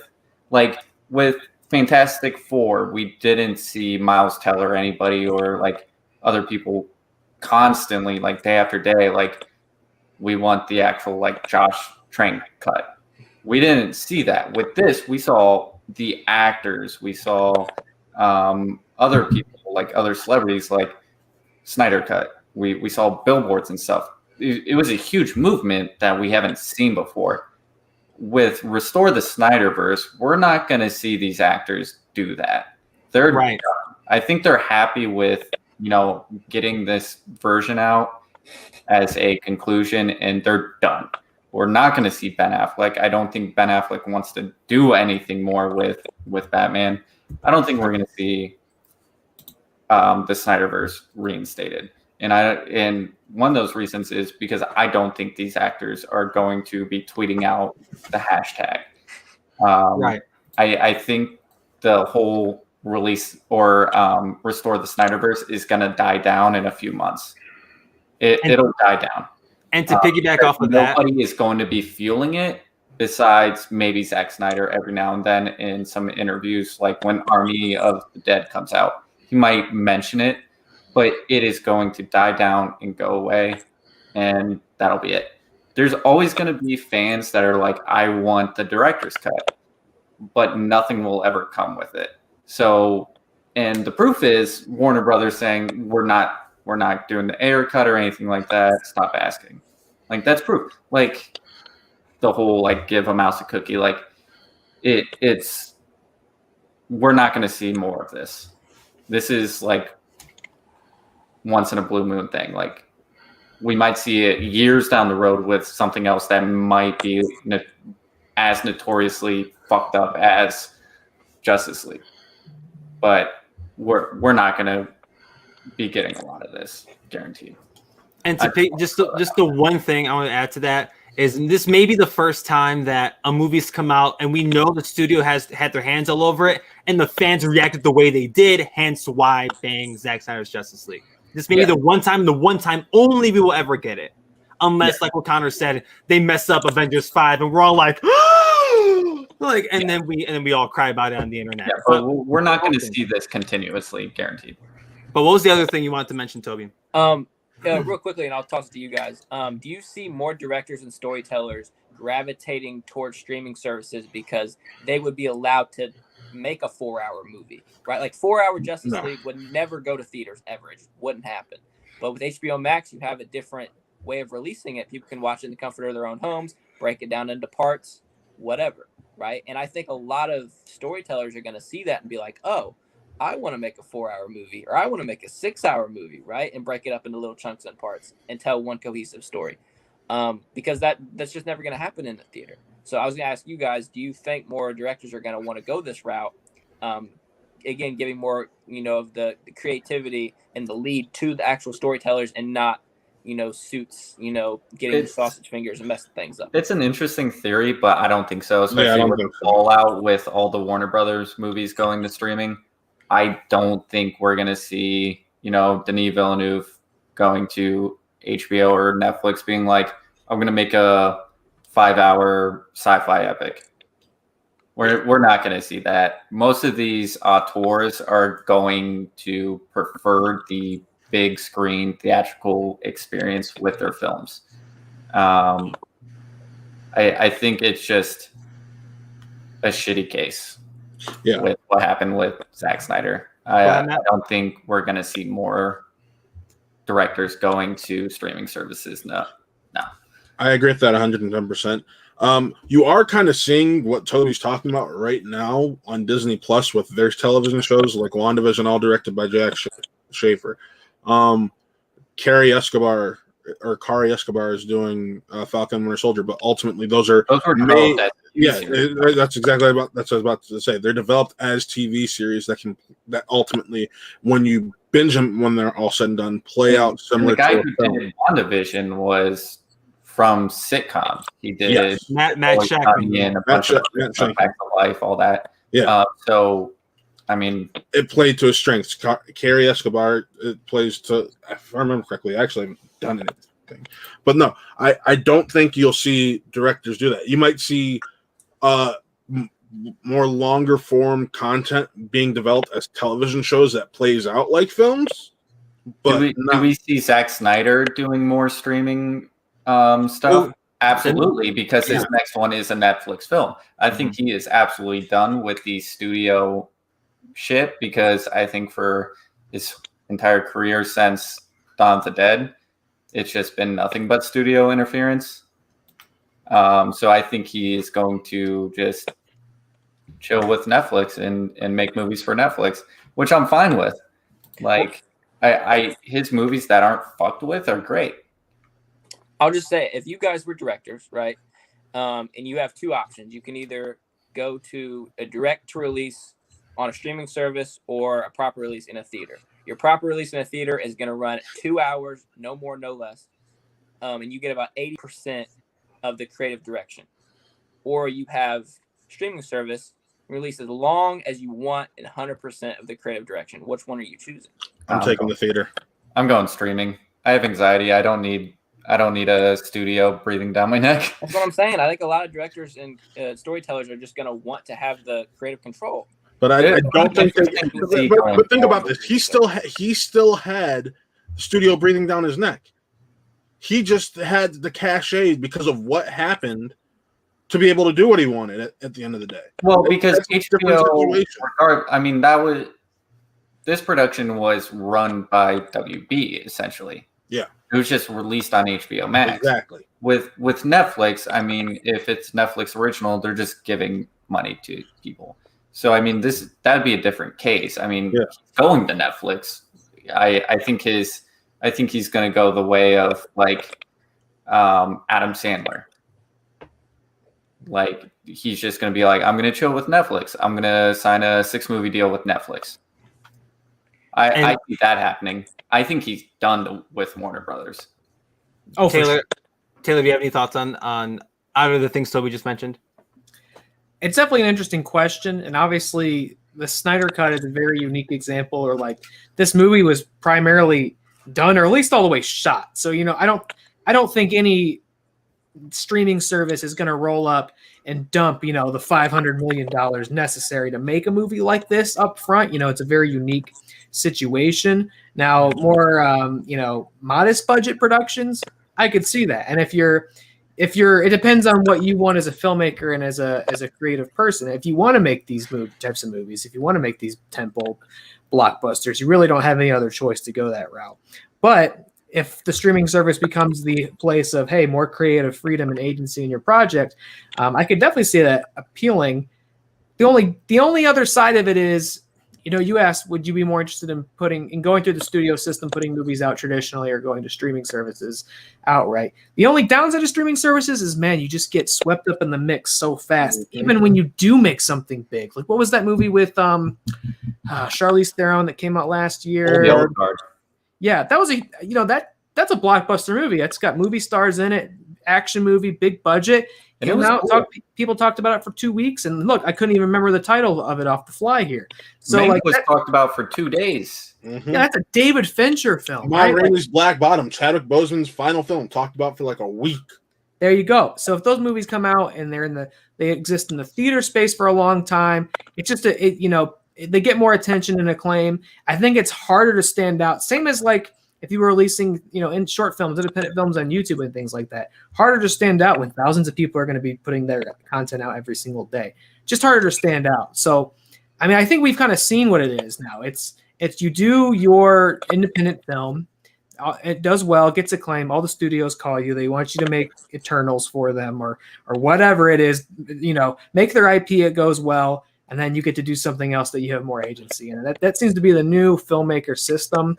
And Zack Snyder was like a combo of the two. They gave him the keys to the castle for a little bit there, where it was like creator-driven vision for IP, and then like 2 movies in, they started to go, well, I don't know if we like that vision anymore. When it's like it's too late to decide that 2 movies in. You got to understand what you're working with here. So even when I wasn't enjoying his movies, I still felt for him on Justice League because I was like, this is what you guys asked for. So like, don't be surprised when this is what you're going to get. And then, egg on my face, this thing came out and I loved it. So like, how embarrassing is it at the end of all this drama, this mess, and there's so much to it now.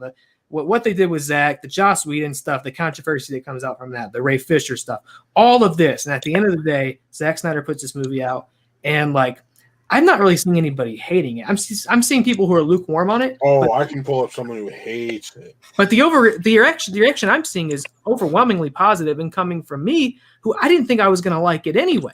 So how embarrassing is it for Warner Brothers that for all this, they get to the end and people are digging Zack Snyder's movie when you could have just put this out in the first place? That is why we are not going to keep seeing this, because Warner Brothers is like, oh, fuck, we did fuck up.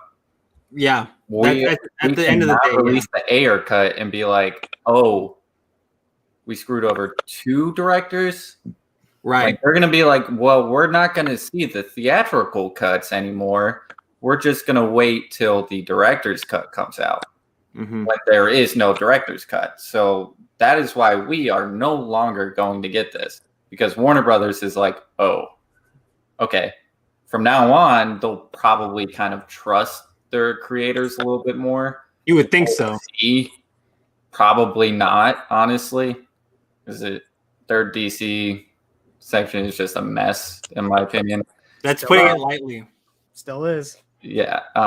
But yeah, that's why I do not think we're going to see this, and people need to stop worrying about that, because like, this is it. Like, we're not going to see part 2 of Justice League. We're not. And we're not going to see any more like ultimate cuts coming straight to streaming after the theatrical cut. It's not going to happen. Toby, to answer your question, I want to talk about the finale of this movie, because talk about differences between the original and the new one. I think there's a lot of difference in the finale, but we already saw what happens when big name directors go to streamers, like Martin Scorsese in The Irishman. But I feel like since this was an IP with recognizable characters, that's why people were so passionate about it. Like, yeah, The Irishman was a notable movie because of the runtime, where it came out, and who made it, and who was in it. And I mean, yes, it was at Netflix, and Martin Scorsese, they let him do whatever the hell he wanted to do. That's why the movie was so damn long. But because that movie felt like 4 hours, this movie was 4 hours and didn't feel like 4 hours. Exactly. Yeah. So with The Irishman, that was like the first big one, and especially with Scorsese of all people, and we're all like, oh, snap. But when the Batman movie comes out, all of us are like, wait a minute. Like, no one's out here freaking out about, yo, Robert De Niro did too much in The Irishman. It's like, who cares? Who gives a shit? The second the Oscars talk stopped that year, we stopped giving a shit about The Irishman. Sorry, Martin Scorsese. But like y'all mentioned Mank, David Fincher. That's a notable director, and his movie came out on Netflix. We talked about it for 2 days, and it got nominated for 10 Oscars. So I mean, it's what it is. A black and white movie about the screenwriter of Citizen Kane. Right. Like, so like it's going to be hard to draw in an audience. So if anything, what we're going to see is directors like Scorsese, like Fincher, or more directors like that in that sense that will go to streamers, because they will let them do whatever the hell they want to do. And folks like Zack Snyder, who want to make these bigger, like multi-$100 million movies with noticeable IP, those will go to the theater because let's be real, those will make the most money in the theater. Maybe, but we've got the directors of like 2 of the top 5 grossing movies of all time with the last 2 Avengers movies. We have the Russo brothers going to Apple TV Plus and Netflix for their next movie. Right, but like look at the reception of Cherry. Netflix, like it's eclipsing The Irishman, which was notoriously extremely high on budget at like 200 million. This is budgeted at like 200 million production cost plus whatever is like in advertising. So that's probably going to be like 350 million for a spy thriller going to Netflix. At the end of the day, directors go to streaming. Totally. Like that's streaming's totally the move now. Because the Russo brothers can do whatever they want. Right. Now they have the highest grossing movie of all time. Well, until James Cameron was like, I'll take that back. Until Disney said, here, James Cameron, take it back so we can just play this back and forth for the rest of our lives. Yes. Avengers will be re-released by the end of this year. I'm calling it now. Yeah. But Toby, to answer your question, it depends on the director, honestly, and the IP. Brian in the chat, if the streaming services go the way of releasing the parts on movies each week, it would be multi-billion-dollar in profit. Yeah. And money talks. And at the end of the day, that's what drives these studios, because these streamers are studios as well. So you also have to keep that in mind. Disney Plus is so damn successful right now. Exactly. And damn it, why is Luca going to Disney Plus? But let's talk about the finale of this movie, because this is we saw a lot of change in this, and this was not the finale we saw in 2017. And Lord, I don't even want to think about that one. Let's just talk about the cool new one that we got, the cool new toy. I don't want to talk about that one anymore. But damn it, Taylor, I know you're super excited to talk about this. So, I mean, let's start the conversation off with you. Like, damn it, man. This was just awesome, ain't it? It rules, man. This is what you think Justice League should be. It should be truly, in every sense of the word, epic. And this felt like such an earned finale that really the characterization and their roles in the finale is also set up all throughout the film. Like the whole, like Flash being the one who ultimately saves the day was great. Even as big of as long as the scene is, it's psychotic that Flash scene's not in the theatrical cut. And I know we don't want to go back to theatrical cut, but it's just like, I can't even fathom how you leave that out, because what a brilliant scene. And they do set it up earlier in like Tony and Chip. I love that he had that huge moment. And again, it's the Zack Snyder thing of I'm going to end on this huge slow-mo beat, but it's great. Cyborg kind of doing the same thing as he did in the movie we saw, but still just having more time, having more sort of pathos in that moment, and getting where he's at psychologically, accepting his role in this team and as a savior of the planet, embracing what he was seeing as a curse throughout this 4-hour saga, and then Wonder Woman and Aquaman still kind of your heavies, right? They're taking the Steppenwolf punches, but then even Batman, we got kind of a Batmobile scene in the film that we saw, but much better in this. This dude's just going on a fast and furious car chase with a gang of parademons. The my man line still in there. Thank heaven. Changed though. It's different take. Different take, but still in there. That was the only thing. I was like, thank God. I like. I'm not gonna lie. I like this. It was less hammy. A little more reserved. Just a casual. Really more appreciative. My man. Oh, more earned, my man. Great, just a beautiful finale. Superman's return. So when Superman he gets his suit on, and the whole Christ allegory, it's like okay, Zach, we see you. But hearing that Zimmer motif ramp up as he goes in the sky, so I was getting emotional. I was like, again. Danny Elfman's a legend, no doubt, but psychotic that the film we saw didn't have any of the Zimmer or junkie motifs for Batman or Superman in it. Like they dusted off the Burton thing and the John Williams score for Superman, and I was like, that's cute, but like these scores are fantastic, and the score for this film's fantastic. Just so many triumphant moments. and everybody gets something to do in this, and that's just what you want to see in a movie like this. Is even Batman, who, tough to figure out where he fits in, but Zack found a spot. Big Batmobile scene, big, I don't know what they call the big. What's the big ship called? I'm sure one of you guys knows. It's a big ship. It's a flying fox. The flying fox is what they call it. It's to me the big ship. I like how you said it. Yeah, big ship. yeah. The flying fox. He has a big moment with that. He's blasting apocalyptic turrets and blasters. He saves the flag. Like everybody gets something to do. It's great. Everything. I just kept going. This is great. Wow. And none of this is in the movie we saw. This is in Batman's stuff in that finale when he's fighting off the what were they, parademons? Yes, sir. Yeah. They're so cool. Yeah. Like the action there between the parademons and Batman is so cool. Like some of the most enjoyable stuff in the movie to me. I was like, hell yeah, Batman has something to do. Yeah. Right. Toby, what you feel? Like I mentioned before, the Flash scene is one of the most badass things I've ever seen in a DC movie. Maybe it's just a comic book movie in general. Like how was that cut? It makes no sense at all. No matter what, any explanation would not satisfy me of why they cut that out.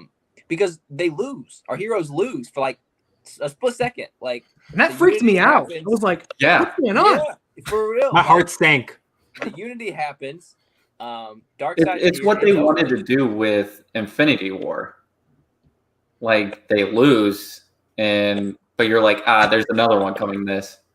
But in this one, you're like, oh, they lost, and I really thought like, oh, shit, like they're done.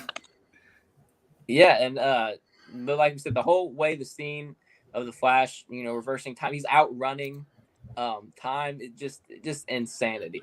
And then, like you said, Connor, thanks, George. Like you said, Love Batman taking on parademons, just awesome. It's just cool. Like Taylor said, I think this is cool. Like I can't say that about the 2017 version. That finale was just like, I don't even have a word for it. In the red sky, like I get why they put it in the, like it would make sense if they still had the dome in the original one. It would explain the red sky, but they took the dome out and they just kept the red sky, and I was like, what the fuck? They put a Russian family in there. None of that. None of the. You have the red dome. You have the red sky for a little bit, but then it goes away, and it's that classic Snyder color palette, and it looks better. I hated that red sky. I hated the Russian family. I hated Superman in that finale. This one, everyone's just better, more to do, looks better. Action's better. It's not so messy. It's just a better finale. What'd you say, Toby? I was just saying Superman's entrance is so much better because in the 2017 version, he says something about justice, and we're like, he said the thing, like he had to say the thing. We're in a league of justice. Like he didn't say anything. I mean, he did say something, but it was so much better. Just like not impressed. Like how badass is that? In the black suit, are you kidding me? And then, he knocks out the axe in this one, which I thought was perfect. Instead of Wonder Woman, after him freezing it, Wonder Woman chopping it, he's just like, pop. Matt, was you again? Are you just echoing our sentiments over here about this finale? I mean, oh my God, Matt! Come on, here it comes. Oh my God! There are parts that are the same. Like there are parts that are the same, but ultimately, the outcome. Actually, like I'm just.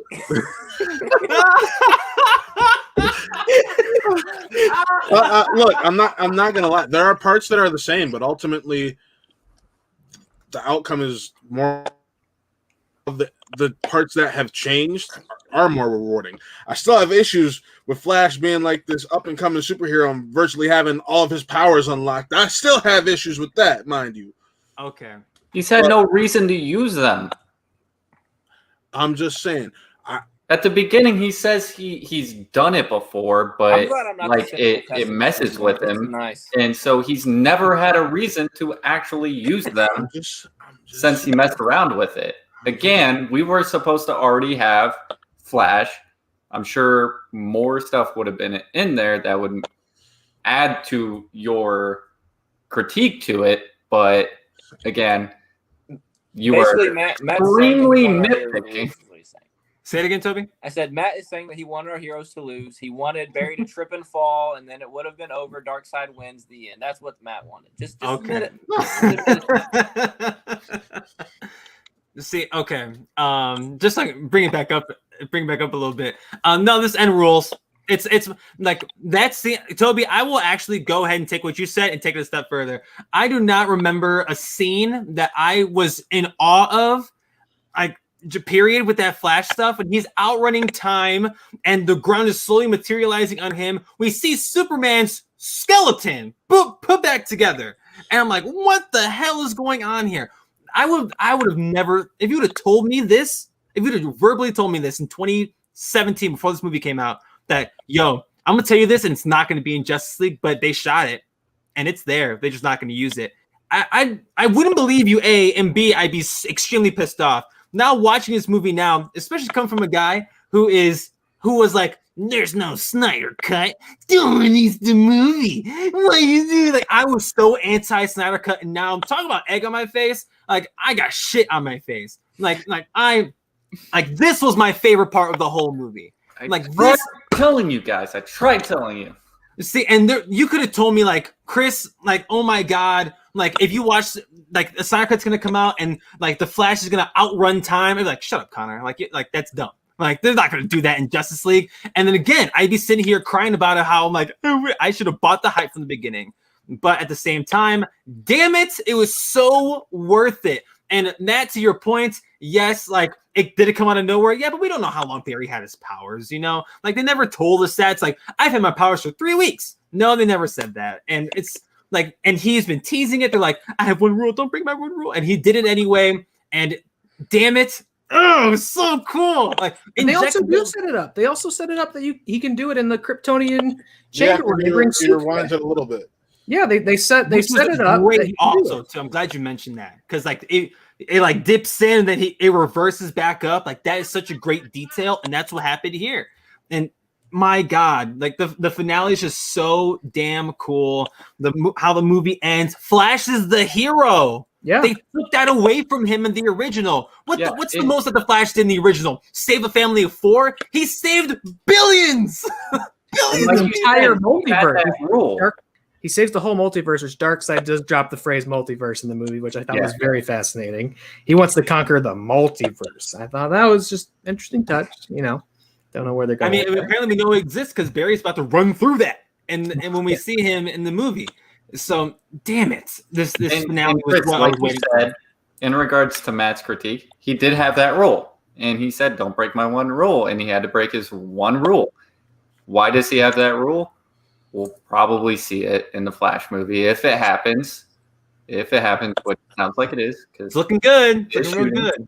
They are completely sets up capability of a Flashpoint movie, because that's what Flashpoint is. He figures out he can do this and goes, well, shoot, why don't I just go back and save my mom? And, you know, the butterfly effect, Avalanche carries out from there, and things get way worse because he does Latina Supergirl shows up and we're all like, what? Like, what the hell? Like, it's going to be nuts. Like, this movie made Flash worth it. This movie made Cyborg worth it. This movie made Steppenwolf worth it. Like, the amounts of like character like, you didn't need to elevate Ben Affleck's Batman. Like, whether you like him or not, he did need to be built up. Superman, same thing. Wonder Woman, same thing. Aquaman, like, his follow-up movie definitely helped out the character a lot, and I love Arthur Curry in that movie. But damn it, Cyborg, Flash, and Steppenwolf, your main antagonist, needed some type of oomph. And that's what Zack Snyder brought in this, and that's probably why I like it so much. Like, I'm talking about it now with the 5 of y'all or the 4 of y'all, I'm like, you know what? Maybe I like this movie more than I thought I did. I gave it. I was the opposite of Matt. At first, I was like, all right, this is pretty good. 3.5. Watched it a second time, and I was like, oh, this is 4. This is 4 for sure. 4 out of 5. Like, I was at a 4 after my second view. 5 ski. Here's why. It's because I can't see you. This might be the only Justice League movie we ever get. And I'm sorry, I just don't feel like nitpicking this movie to death. I had so much fun seeing my DC heroes on the big screen, or not on my screen, I guess. Yeah. In the proper way that we should have saw them 4 years ago. I'm just so happy and elated. Like, I'm not gonna nitpick and give like, I just love it. I love it so much. Here, fandom, funny enough, just dropped some stats because of Snyder Cut from March 18th to March 23rd. Hit me. DC Extended Universe Wiki was the #1 fandom trending page for the community over the weekend.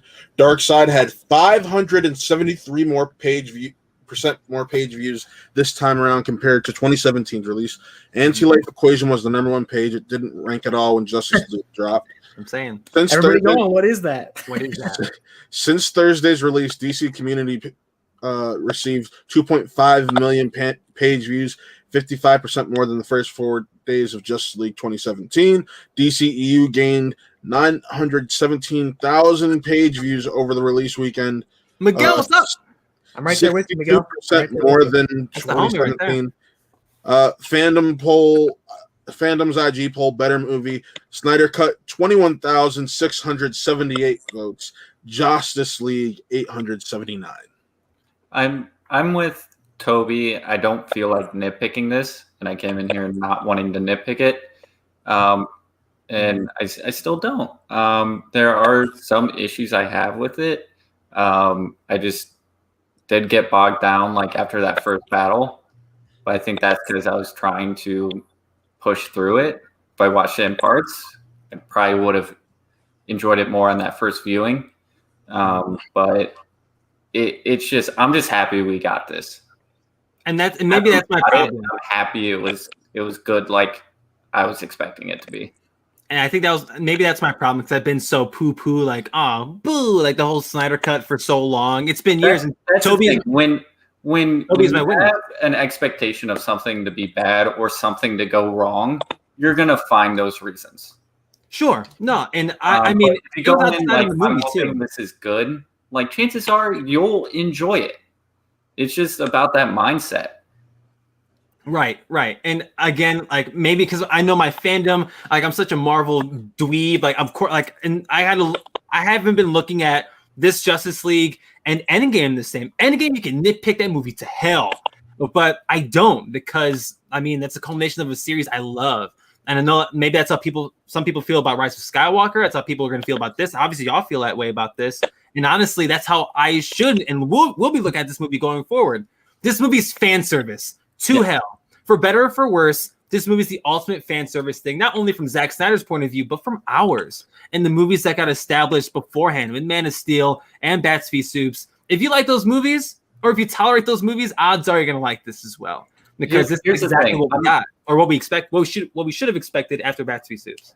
Here's the thing. I'm not going to nitpick things I like because I'll end up not liking them.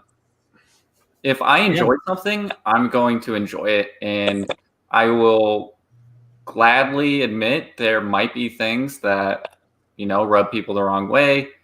There might be things that are questionable, not good, whatever, according to some people. But if I enjoy it, I'm going to enjoy it, and I'm not going to look into those things. I'm going to be like, I like this movie. It made me happy. It, entertained me for 4 hours. So I'm going to give it 4 out of 5. And I'm going to get back on my fuck Zack Snyder bullshit because of this. Don't cancel your HBO Max subscription if we want to rise more numbers rise. I mean, yeah, we talked about this earlier. It's Zack Snyder just like fanning the flame to wanting more, because who's going to say no to more work? It's like when people find out, like, oh, hey, like that actor that was in that thing a long time ago wants to be in the reboots. No shit, because he wants to work. Like, like that.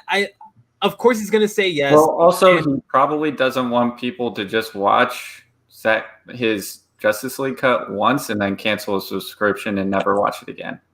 Right, and we should appreciate this thing. It's the second half of that initial statement, and then he's like, "That's why I'm reading that's right," is the ignorant, cocky bullshit again. Because, oh no, I think I'm done. I'm done, and he's contradicting himself once again with that alone. So, he's gonna go out on his bullshit, and maybe he deserves to go out like this and move on to this next project. Who knows? Like, we weren't there. Obviously, we only know I'm just what. assuming he's saying that's right to, watch the movie. Don't cancel your subscription. And I don't want this to turn into anybody is going to say that. I don't want this to turn into like what we're assuming. But if the statement was just don't cancel it and just keep supporting the film, that's a different thing. But when it has that ignorant bully shit at the end of it, and the reply is that's right, that says all I need to hear. They didn't say harass people. And I don't want the conversation to steer this way. It literally says run up the numbers. The rules. WB never faced us, not all of us united. Matt. Fuck that shit. Matt, calm down. Matt, you're up here. Yeah, got him at that. Both of you. Truthfully, this is just not the conversation I'm interested in having as we roll towards the end of this. We can assume all day. We can make all these assumptions. At the end of the day, who gives a shit? The movie came out, and we all like it. At the end of the day, and I mean, final thoughts about the movie, not the people around it or who got it made or who financed it. We'll start with Toby. We'll go around counterclockwise. Toby, one last time I got to ask you, after everything we just talked about in the last hour, 51 minutes, was this movie worth it to you? No, I've been lying for 2 hours. I hated it. I never want to watch it again. Thank you so much for watching. Who Are They? Go ahead. No, I loved it, honestly. Like I said, and I sound like a broken record. I just want to celebrate this. This was really cool that this happened. I know I was a pessimistic asshole before. I apologize. I was wrong. I really loved it. I'm buying the 4K Blu-ray. It's going on my shelf next to all the other movies that I love. See, Toby, it's hard to sound like a broken record when the song's good. Connor, was it worth it to you, brother? Absolutely. Knew it was gonna be. Tried telling y'all. I enjoyed it. I loved it. I think it's the Justice League that we should have got. And see, maybe I drink more G Fuel Kool-Aid. Taylor, same question. Worth it. I loved it. And I went in with, I would say especially low expectations, had to convince myself to keep an open mind. And once doing that, just had an absolute blast. This is the Justice League movie we all deserved. It's the movie Zack Snyder deserved. I'm so happy we finally got to saw it. Will there be more? I don't know. But I certainly didn't think I'd come out of this saying, let's go ahead and restore that Snyderverse. I'm along for the ride. I do not want to say goodbye to these interpretations of these characters, these actors, this continuity, this universe. This thing got me on board with something I really wasn't going into it, and that's quite remarkable. Love this movie. 4 out of 5, a star for every hour that I enjoyed it. Love the Snyder cut. I'm glad he got it. I'm glad we got it. Matt, you too, brother. What do we think? 3.5 out of 5. He might be an overindulgent fuckhead, but hey. Oh my God, chill out. Yeah, chill out, dude. No, Nick and I were making these statements even while watching the movie, so Nick can co-sign that. And that's y'all's opinions, and y'all are more than entitled to them. But I personally, as someone who wanted to hate this movie, I've gone on record saying I wanted to not like this movie at all because I didn't want this to be the let's restore the Snyderverse conversation. But damn it, I'm drinking the Kool-Aid, and yes, this is the Justice League movie that after the movies that we got to set it up, this is the movie we should have gotten 4 years ago. Who knows? I want to live in the timeline where this movie came out in theaters. Like I want to live in that timeline because we're in the darkest timeline right now. And I feel like we could all maybe be in a better universe, but at the same time, that could be the nightmare universe. So I'm not gonna hold my breath for too long. But one last thing I want to say that we did not mention this man's name once. That or Deathstroke was really damn cool. For as brief as we got him, Joe Manganiello, go be Craven now. Don't be Deathstroke. We got him. We got Deathstroke in the theatrical cut though. Well, it was there. Literally the exact same thing, the exact same scene. The only thing we didn't have was those 2 glimpses of him we got in the nightmare sequence. Let me say, I don't see any reason we can't still get a Deathstroke movie coming out of this. I agree with that. And I was just like, this man not being there was a crime. Green Lantern not being a part of it, still a crime. I mean, I'll take what I can get. 5-hour movie. Yeah, and that's a whole introducing the core into this world. Geez, and we're gonna be talking more about different Lantern cores going forward here on this channel. But thank you all so much for watching this almost 2-hour review. I mean, we could have been here for another 2 hours breaking down this entire flick, like frame by frame, but I know I guarantee this will not be the last time we talk about Zack Snyder's Justice League on this channel, for better or for worse. Like I mentioned, go ahead and subscribe to the channel, Watt Real Entertainment. Follow us on the social medias. I know our social medias aren't really present on the screen besides Taylor's and Toby's, but Watt Real 2 E's ENT on Twitter. You can find all our fun stuff on there. And it's what's the Twitch again? It's is it Watt Real or Real Podcasts? Watt Real Podcast underscore between Real and Podcast, right? Watt underscore Real Podcast. Thank you. So follow us on Twitch. Follow us on Twitter, subscribe to the channel, like the video. If you like this, share it. If you like our content. On Thursday, Really Scared, Connor and Taylor host at 8 p.m. Eastern, 7 p.m. Central. They'll have a friend of the channel, Evan Bushkar. He'll show up and goal leader, and he'll talk about Gerald's game on Really Scared. That's going to be a fun one. Check out Real Talk on Sunday, 8 p.m. Eastern, 7 p.m. Central. Do we know the guest for Real Talk this week? That would be Nick's thing, and he's COVID. Stay tuned to the social media. Yeah. Stay tuned to the social media to find out who's going to be on Real Talk this week. Real Talk changed formats, and the shows have been great the last few weeks, and it's been fantastic. Spin from the Real on Mondays, 7 p.m. Central, 8 p.m. Eastern. We have a lot of fun stuff going on in Spin from the Real. And on Friday this week, before I forget, Schmo Me the Real, our Schmodown pay-per-view reaction show going on directly after the Schmodown pay-per-view. If you're a fan of movie trivia, you're a fan of the Schmodown, check us out, Schmo Me the Real, on this very channel directly after the pay-per-view ends. And we have a lot of fun stuff going on that we're going to get. Toby, we'll get you involved one of these days. We'll get you in the mix. And I know we have a lot of other projects going on in the near future. So for Connor Breedlove down at the bottom, Toby Barkwell, Taylor Cleek, Matt Thomas, my name is Zack Snyder's Chris Anthony Lopez. And for Chris's sake and for Watt's sake, we'll see you guys next time. Bye.